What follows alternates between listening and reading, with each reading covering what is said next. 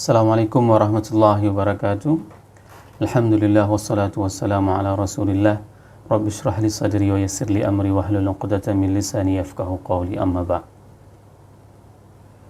Hadirin pemirsa Tausiah Sore, pada sore yang berbahagia ini, mari sama-sama kita memanjatkan puji dan syukur kita kepada Allah yang telah memberikan nikmat iman kepada kita sehingga kita masih bisa bertemu kembali pada sore yang berbahagia ini.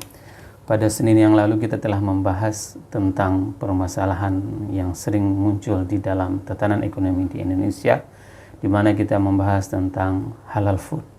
Pada Senin yang berbahagia ini kita insya Allah akan membahas tentang apa yang dimaksud dengan halal tourism. Kenapa merupakan halal tourism salah satu hal yang memang harus kita bahas?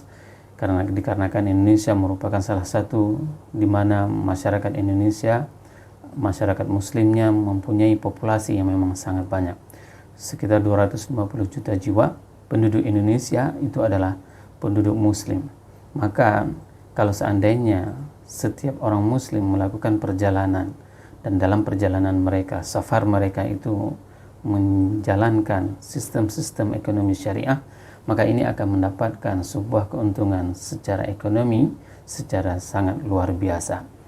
Hal ini dikarenakan di dalam Islam beranjak daripada sebuah ayat li ilafi Quraisyin ilafihim rihlatash shita'i was-saif falyabudu rabb hadzal bait. Dulunya orang-orang Arab mempunyai sebuah tradisi di dalam mereka melakukan perjalanan, di mana di musim panas mereka melakukan perjalanan ke sebuah negara, dan pada saat musim dingin mereka juga melakukan perjalanan ke sebuah negara. Yaman dan Syam merupakan salah satu destinasi yang dilakukan oleh orang-orang Arab, di mana mereka bukan hanya sekedar melakukan perjalanan perdagangan, akan tetapi mereka melakukan perjalanan yang dinamakan dengan perjalanan shopping idea, di mana banyak hal yang bisa dipelajari. Pada saat mereka berada di Syam, mereka itu membawa ide-ide tertentu, baik itu dalam aspek perdagangan maupun aspek politik. Sehingga kita mengenal di dalam sejarah, di dalam kitab Bidayah wa Nihayah, Khalid bin Walid itu merupakan salah seorang anak muda yang mempunyai berbagai macam strategi perang, dan dia itu adalah salah seorang yang mempunyai intelektualitas yang sangat tinggi, di mana pada saat beliau bertempur dalam peperangan mempunyai ide-ide brilian, dikarenakan banyak hal yang dilihat dalam hal perjalanan. Hal seperti ini sebenarnya ini juga harus kita miliki oleh kita umat Islam. Pada saat kita mempunyai berbagai macam tempat wisata dan sejarah, maka Indonesia merupakan salah satu tempat negara yang paling berpotensial untuk melakukan apa yang dinamakan dengan halal tourism. Bagaimana yang dimaksud dengan halal tourism tersebut? Inilah sebuah konsep yang harus kita tawarkan sehingga orang-orang yang melakukan perjalanan ke destinasi-destinasi yang halal itu disajikan dengan hal yang sangat-sangat islami. Sebagai contoh, Aceh merupakan salah satu provinsi yang mendeklarasikan dirinya sebagai provinsi yang menjalankan syariat Islam. Maka hal yang paling terpenting untuk pemerintahan Aceh, masyarakat Aceh, untuk menunjukkan di mana saja tempat-tempat yang memang bisa dijadikan sebagai tempat wisata halal. Ini sangat penting dikarenakan kita mempunyai beberapa spot-spot wisata yang memang itu bisa disajikan. Contohnya di Aceh Utara itu di Gedung Pasir, di Gedung itu kita mempunyai sebuah kerajaan lama, yaitu Kerajaan Samudra Pasir. Nah, di sini kita bisa menyebarkan sebuah informasi di mana Islam memasuki ke wilayah Nusantara ini melalui Kerajaan Pasir. Berapa banyak di antara umat Islam di Indonesia mereka tidak mempunyai informasi yang sesungguhnya. Banyak hal yang bisa kita sebarkan informasi tersebut kepada para pelancong halal, para wisatawan halal. Yang pertama sekali, misalnya kita bisa membaca semua manuskrip yang ada di atas batu tersebut, dan kita bisa menerjemahkan dan bisa menyampaikan apa saja yang tertulis di atas batu tersebut. Dan ini merupakan salah satu hal yang memang bisa kita jual sebagai destinasi halal. Nah, Aceh mempunyai berbagai macam tempat-tempat bersejarah, dan ikon yang paling terkenal untuk saat ini adalah misalnya seperti Masjid Raya Baitur Rahman, dan dia mempunyai berbagai macam sejarahnya, dan sejarahnya itu sangat dikenal mulai dari sebelum terjadi peperangan dengan Belanda sampai dengan akhir masa kemerdekaan. Nah, kesemua hal ini akan diramu dengan baik apabila terjadi kerjasama yang baik antara pihak pemerintah dengan pihak para investor, di mana para investor menyediakan informasi dan mereka para turis guide ini akan menawarkan paket, katakanlah misalnya wisata halal ke Aceh misalnya. Salah satu spotnya apabila mereka mendatangi Banda Aceh, maka mereka akan mengunjungi misalnya Masjid Baitur Rahman Banda Aceh. Setelah itu mereka juga akan mengunjungi PLTD Terapung.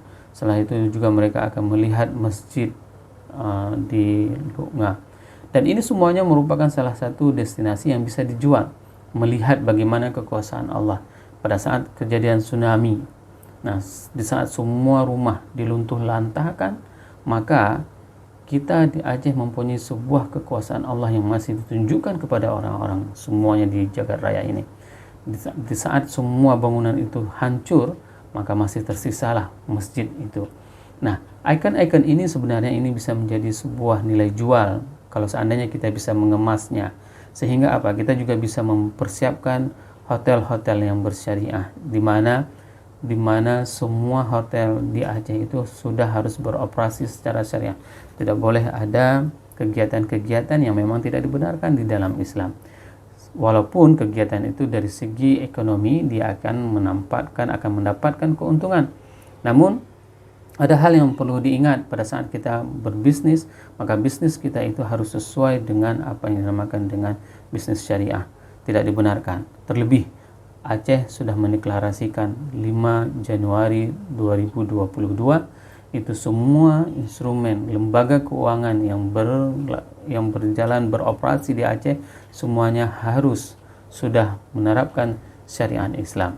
Nah, oleh sebab itu para pemirsa sekalian, ada hal yang paling menarik pada saat kita bisa mengelola halal tourism ini, di mana kita bisa membuat para turis pelancong yang mendatangi Aceh ini sehingga mereka bisa meningkatkan keimanannya kepada Allah dan kepada Rasul.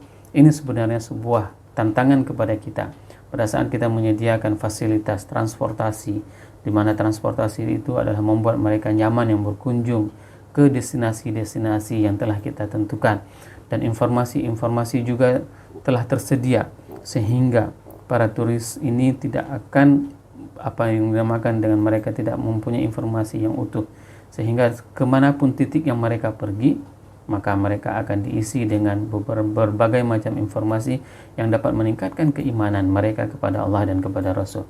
Salah satu wisata yang paling menarik itu adalah pada saat Aceh masih mempunyai sebuah alam, yaitu Gunung Leuser.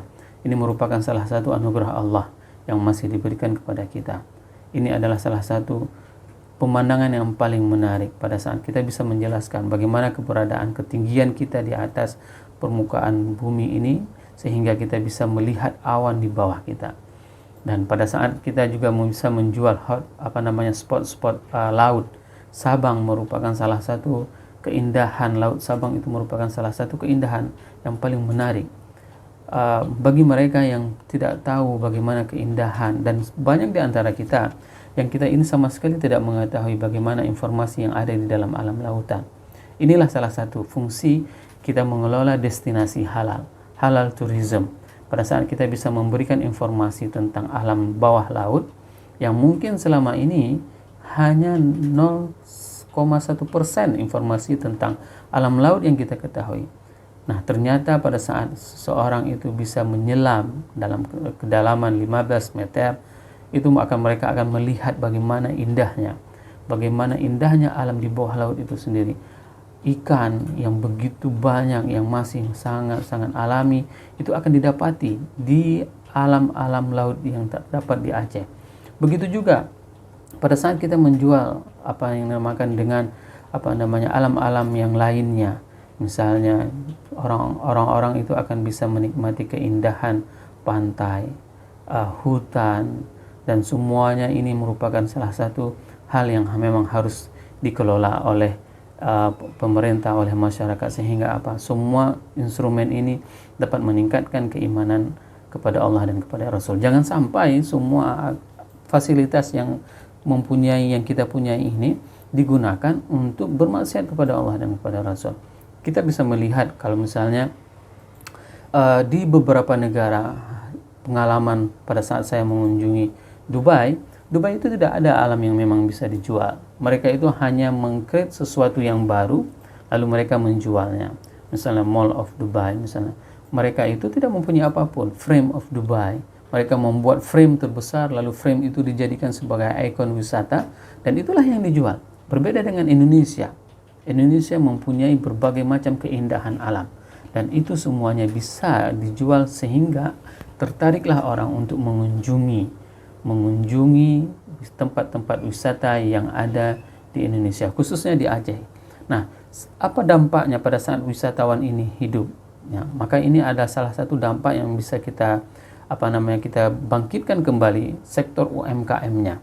Contoh, seandainya Aceh mempunyai turis yang mengunjungi Aceh dalam 1 tahun itu katakanlah 1 juta jiwa, maka kita kalau seandainya bisa menghidupkan sektor UMKM untuk pengrajin souvenir, katakanlah gantungan kunci, maka akan laku gantungan kunci paling tidak 1 juta unit.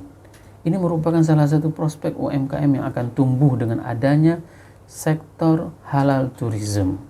Oleh sebab itu, maka ini adalah kesempatan kepada kita semuanya agar apa? Agar pada saat kita mempunyai keindahan alam, mempunyai berbagai macam informasi dan sejarah yang bisa kita jadikan sebagai ikon, maka inilah kesempatan kepada kita semuanya agar kita bisa menjadikan Aceh sebagai halal destination. Orang akan mengunjungi Aceh dan pada saat mereka mengunjungi Aceh, maka mereka akan melihat sesuatu yang memang bernuansa syariat Islam itu adanya di Aceh. Nah, tak ubahnya kalau misalnya mereka mau mempelajari tentang kanun syariat Islam, maka mereka akan datang ke Aceh. Maka mereka akan mengunjungi DPR Aceh. Nah, pada saat mereka akan mempelajari tentang sistem keuangan syariah, maka mereka juga akan ke Aceh. Mereka akan melihat bagaimana institusi keuangan menerapkan sistem syariah. Sehingga apa? Aceh menjadi laboratorium syariahnya. Ini yang paling terpenting. Pada saat orang akan mempelajari tentang syariah, maka mereka akan mendatangi Aceh.